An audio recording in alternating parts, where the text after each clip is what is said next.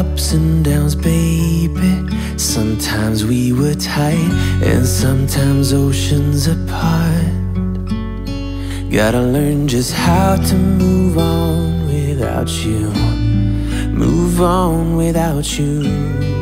Trong tâm lý học có một danh từ là primacy effect, còn gọi là tác động đầu tiên. Nó có nghĩa là con người chúng ta hay căn cứ và dựa vào những cái ấn tượng đầu tiên trong khoảng 45 giây đầu để có thể phán đoán về một ai đấy.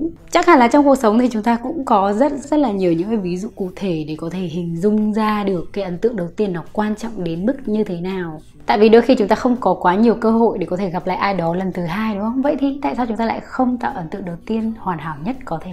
Và ngày hôm nay mình muốn chia sẻ với các bạn một số những cái mẹo hay ho mà bản thân mình cũng đã đúc kết được trong một thời gian để chúng ta có thể tạo được ấn tượng đầu tiên tốt hơn. Những mẹo này thì các bạn hoàn toàn có thể áp dụng được một số những trường hợp như là first date này, ví dụ như là đi phỏng vấn này, gây ấn tượng với crush này. Ok, bắt đầu luôn nhé.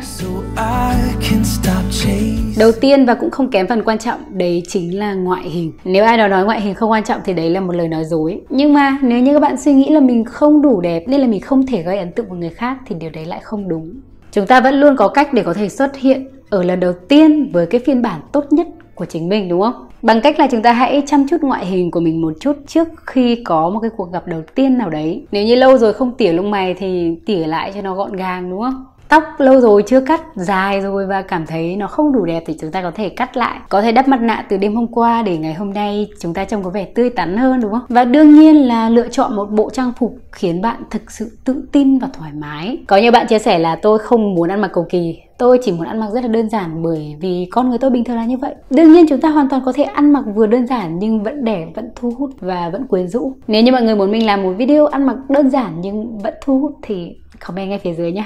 Thực chất thì cái cách chúng ta chăm sóc bản thân này cũng là một cái sự tôn trọng bản thân mình và tôn trọng người đối diện nữa. Các bạn hãy tưởng tượng nếu như chúng ta đến với một cuộc hẹn nào đấy mà người đối diện ăn mặc rất là xuề xòa trong khi chúng ta đã chuẩn bị một bộ cánh rất là đẹp thì ấn tượng đầu tiên với người đối diện nó sẽ thấp đi một chút, đúng không? Vậy nên việc đầu tiên của chúng ta đấy là hãy chăm chút cho vẻ ngoài của mình. Chọn lựa những bộ đồ hay là những phụ kiện nó phù hợp với hoàn cảnh và khiến bạn cảm thấy thoải mái và tự tin nhất.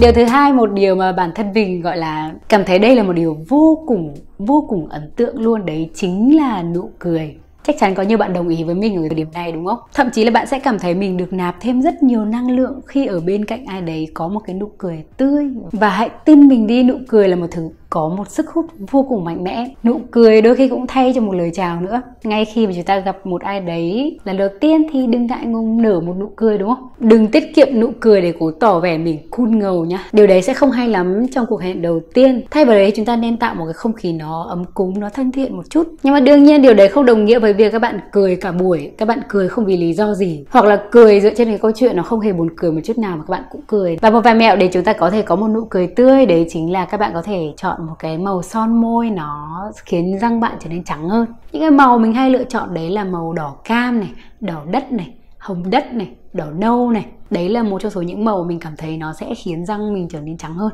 Mình tránh xa những loại son như là hồng cánh sen này. Cái sắc hồng nó quá nhiều thì nó sẽ không hợp với cái làn da của mình. Và cái điều đấy nó cũng sẽ tùy thuộc vào làn da của bạn nữa. Và đương nhiên lúc nãy mình có nhắc đến răng, đúng không? Cái răng cái tóc là vóc con người. Răng thực sự là một bộ phận vô cùng quan trọng trên gương mặt của các bạn. Và đương nhiên là nếu như các bạn có một hàm răng trắng đều thì các bạn sẽ cảm thấy tự tin hơn rất là nhiều, đúng không? Lời khuyên của mình đấy là nếu như bạn cảm thấy hàm răng của mình nó không đều, nó lệch hay là bạn chưa hoàn toàn tự tin với cả cái hàm răng của mình thì các bạn nên niềng răng. Bây giờ thời đại phát triển rồi, các bạn đừng quá ngại ngùng về những cái cách để chúng ta có thể đẹp hơn mỗi ngày. Và niềng răng nó có thể tốn thời gian nhưng nó có thể thay đổi bản thân bạn rất nhiều luôn. Thực sự thì mình ước giá như mình có kinh nghiệm về niềng răng để có thể chia sẻ mọi người, nhưng mà thực sự mình chưa bao giờ niềng răng cả. Nếu như mình có cơ hội để có thể niềng răng hay là như thế nào đấy thì mình sẽ chia sẻ cho mọi người sau, nhưng mà hoàn toàn các bạn có thể tham khảo rất là nhiều thông tin ở trên mạng ha.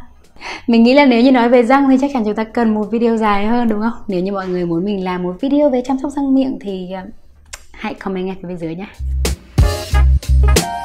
Điều tiếp theo đấy chính là eye contact, giao tiếp bằng ánh mắt.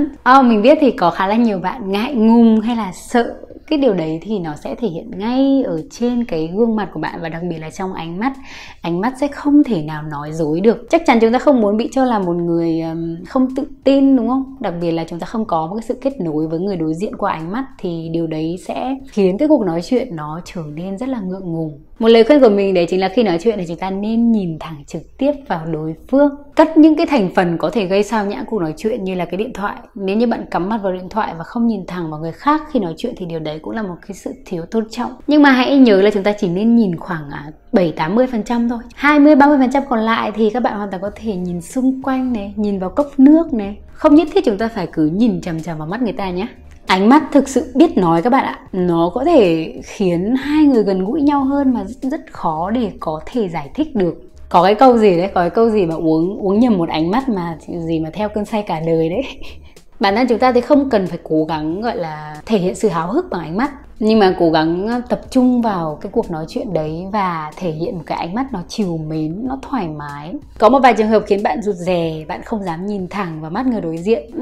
Thỉnh thoảng bạn cảm thấy mình không đủ giỏi, không đủ tốt hay là không xứng đáng. Nhưng mà hãy tin mình, nếu như bạn đã ngồi vào đấy rồi, nếu như bạn đã thực hiện một cuộc hẹn hay là một cuộc phỏng vấn nào đấy, kể cả nó có lớn như thế nào nữa, thì bạn xứng đáng ở vị trí đấy. Một điều tiếp theo đấy chính là sử dụng lời khen. Ai cũng thích khen cả. Đấy là một điều vô cùng bình thường rồi, đặc biệt là con gái thì rất thích khen. Vậy nên lời khen cũng là một cái điều có thể tạo một ấn tượng đầu tiên rất là tốt. Có một vài lưu ý về lời khen, đấy là chúng ta không cần phải bịa ra một cái gì đấy để khen. Khen một điều gì đấy mà nó không đúng thực tế hoặc là nó quá cá nhân. Như là việc trong ngày hẹn đầu tiên mà các bạn đã bảo là ôi, body của anh thật là nóng bỏng. Bản thân chúng ta khi khen một ai đấy thì họ sẽ cảm giác được coi trọng, được tôn trọng và cũng cảm giác đặc biệt và ấn tượng với chúng ta hơn. Đấy là một cái điều vô cùng thực tế mà bản thân mình đã từng trải qua rồi. Trong một buổi phỏng vấn đầu tiên của mình với Rosie, mình đã từng chia sẻ là Rosie là sếp đầu tiên của mình khi mình vào Sài Gòn, đúng không? Bây giờ thì hai chị em chơi khá là thân với nhau. Trong ngay cái buổi đầu tiên đấy thì chúng mình đã nói chuyện với nhau khoảng hơn 1 tiếng đồng hồ. Lúc đấy thì Rosie đang đảm nhiệm chức vụ Creative Director, giám đốc sáng tạo ở công ty. Và sau khi trò chuyện với nhau một hồi thì mình mới biết là Rosie chỉ hơn mình 1 tuổi. Quá trẻ cho một cái vị trí khá là quan trọng trong công ty, nên là mình không ngại ngần dành một lời khen cho cô ấy ngay lúc đấy, tại vì mình cực kỳ ấn tượng. Cũng tương tự như khi mà các bạn gặp một chàng trai nào đấy và anh ấy đã cẩn thận chọn một cái nhà hàng, một cái không gian nó đẹp, thì cũng đừng ngại dành cho anh ấy một lời khen. Chúng ta không nên biến lời khen thành một câu cửa miệng bạ gì khen nấy, mà chúng ta nên thực sự chân thành trong cái câu nói mà chúng ta dành cho người khác. Khen ngợi nhưng mà nhớ khen đúng nhé. Một điều vô cùng quan trọng nữa đấy chính là mùi hương. Thực sự là với kinh nghiệm của bản thân Sun ấy, thì mùi hương là một trong số những điều quan trọng nhất.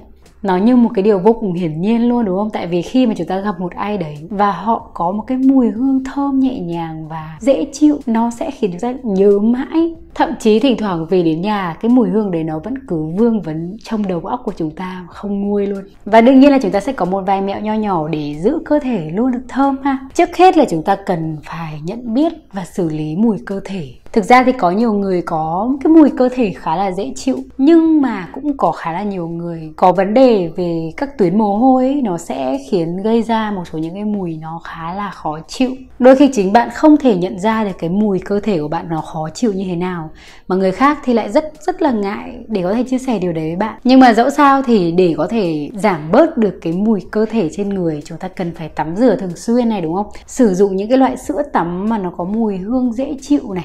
Ngoài ra thì cũng cần chú ý nhiều hơn đến những cái gì mà các bạn ăn và uống hàng ngày nữa. Và các bạn có thể sử dụng một số những cái sản phẩm mà ngăn mùi cơ thể chẳng hạn. Nhưng mà nhớ là phải xử lý cái mùi cơ thể của chúng ta trước, và sau đấy mới sử dụng thêm những cái loại khác như là nước hoa chẳng hạn. Một vài sai lầm trong cái việc sử dụng nước hoa đấy chính là chúng ta sử dụng nước hoa quá nặng, hoặc là chúng ta sử dụng những loại nước hoa không đảm bảo chất lượng, hàng giả hàng nhái chẳng hạn. Bây giờ rất là nhiều. Nước hoa là một cái sản phẩm mà nó khá là đắt đỏ, nó không rẻ, nên là các bạn hoàn toàn có thể sử dụng những loại mini size nếu như mà kinh tế chưa cho phép. Nhưng mà chúng ta chỉ nên xịt vừa đủ thôi nha. Bản thân Sun thì cũng chỉ xịt ở phía sau gáy và hai bên cổ tay thôi. Mùi hương chỉ nên dành để tạo ấn tượng với người khác, chứ chúng ta đừng nên tạo sự ám ảnh nhé. Cái gì mà quan trọng thì nên để cuối cùng, đúng không? Đấy chính là hãy thoải mái, đừng cố gắng gồng mình lên, hãy thực sự thoải mái. Mình biết là các bạn sẽ rất là run, tại vì đôi khi đây là một cái cuộc gặp gỡ hay là cuộc hẹn mà chúng ta rất là mong chờ. Thỉnh thoảng chúng ta cố gắng gồng mình lên để thể hiện là mình rất tốt, rất hoàn hảo, hay là cứ cố gắng làm vừa lòng người đối diện mà quên đi mất cái bản chất thật hay là cái tính cách thật của bản thân mình. Mỗi người trong chúng ta ấy, nó đều có một cái sự thu hút khác nhau, có một cái tính cách khác nhau, và khi gặp một ai đấy thì điều quan trọng nhất đấy là hãy để cho người ta biết được bản thân mình là một người như thế nào. Và chẳng có gì tuyệt vời hơn đấy chính là chúng ta thoải mái với bản thân mình ngay trong cái giây phút đấy. Các bạn có thể để ý một chút về ngôn ngữ cơ thể. Chúng ta có thể đi đứng thẳng lưng này, chậm rãi này, ngồi một cách thoải mái, tránh gù xuống như thế này, hay là cúi gằm mặt xuống bàn nhé. Đôi khi trong cuộc hẹn đầu tiên thì bạn khá hồi hộp và bạn ra mồ hôi nữa. Có rất là nhiều bạn ra mồ hôi tay đúng không? Và các bạn có thể lấy sẵn một tờ khăn giấy và các bạn có thể lau sạch trước khi các bạn bắt tay hay làm cái gì đấy với đối phương. Người ta sẽ không cảm thấy khó chịu vì điều đấy, mà người ta sẽ cảm thấy bạn là một người khá là chu đáo. Hãy cứ thoải mái và từng bước gần gũi hơn với nhau qua cái cuộc nói chuyện đấy. Và cứ thực sự thoải mái với bản thân mình. Tại vì bạn đã ở đây rồi thì chứng tỏ là chúng ta có một cái cơ hội mới để có thể gặp gỡ một ai đó, đúng không? Và vừa rồi là một số mẹo của bản thân mình để chúng ta có thể tạo ấn tượng đầu tiên tốt hơn một chút. Tuy nhiên nói đi cũng phải nói lại, ấn tượng đầu tiên rất là quan trọng nhưng nó không phải là tất cả. Để duy trì được một cái mối quan hệ lâu dài, chắc chắn chúng ta cần rất là nhiều thứ ngoài cái ấn tượng đầu tiên, đúng không? Tuy nhiên vẫn không phủ nhận được là cái ấn tượng đầu tiên nó quan trọng đến như thế nào. Rất vui vì được trò chuyện với mọi người ngày hôm nay và cảm ơn mọi người đã dành thời gian để lắng nghe mình. Và đương nhiên là mình sẽ quay trở lại với rất là nhiều video để khiến cuộc sống của chúng ta trở nên thoải mái và dễ dàng hơn, sống tích cực hơn cũng như là phát triển bản thân tốt hơn. Nên là nếu như mọi người chưa subscribe channel của mình thì nhớ nhấn nút đỏ và nút chuông ủng hộ mình ra nhiều video mới hơn trong thời gian tới. Hẹn gặp lại mọi người trong những video lần sau. Bye bye!